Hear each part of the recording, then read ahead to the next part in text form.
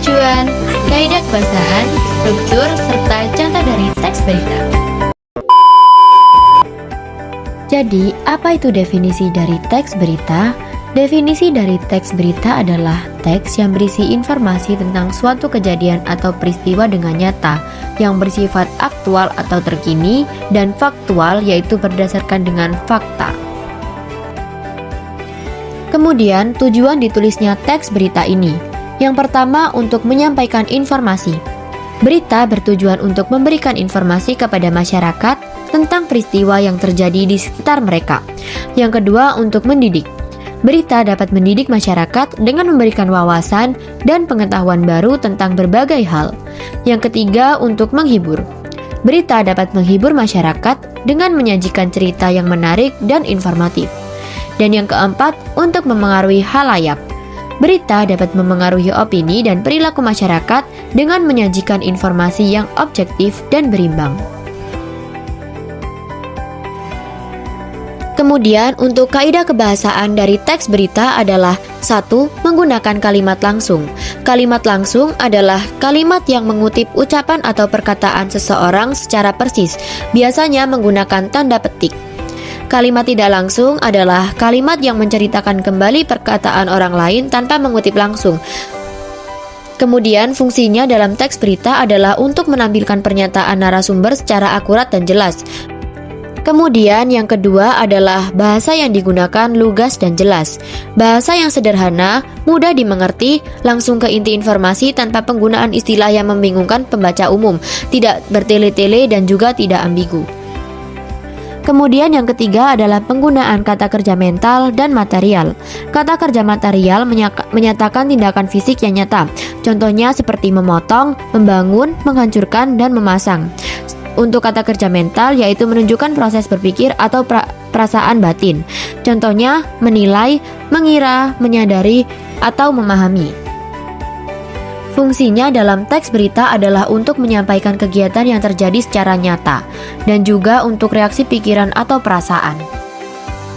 Yang keempat adalah adanya konjungsi temporal atau konjungsi penanda waktu. Adalah kata hubung yang menunjukkan waktu dalam rangkaian peristiwa. Contohnya setelah itu, kemudian, sebelum, saat, lalu, akhirnya, atau selanjutnya. Konjungsi temporal pada teks berita fungsinya untuk menyusun kronologi kejadian agar alur informasi runtut dan mudah untuk dipahami.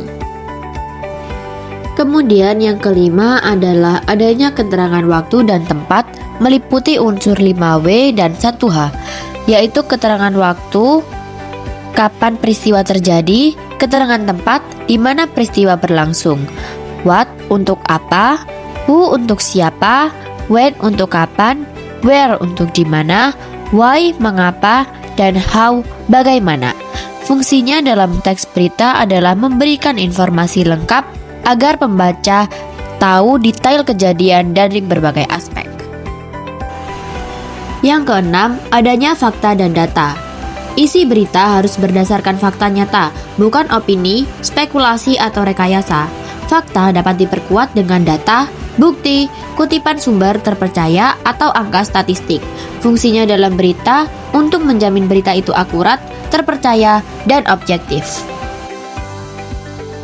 Kemudian untuk cara penulisan teks berita biasanya menggunakan piramida terbalik dengan 3 unsur, yaitu kepala berita, tubuh berita, dan ekor berita.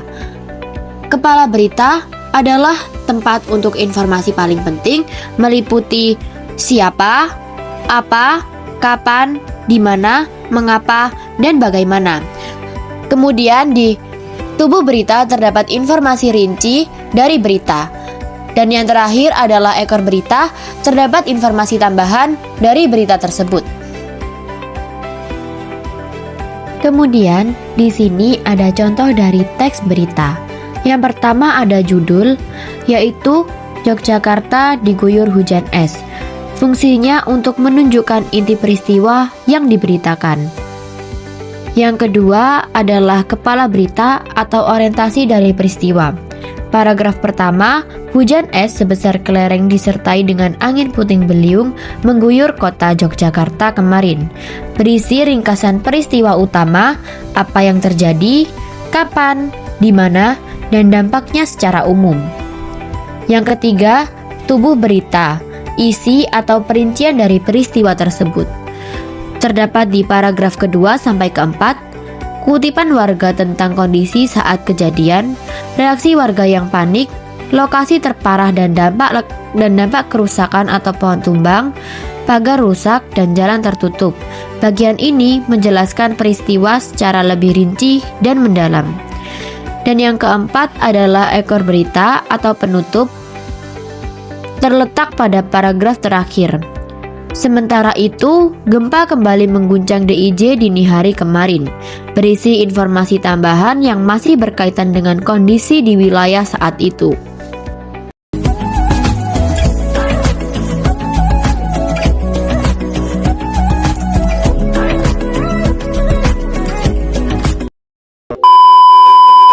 Nothing, now it's all gonna be good. So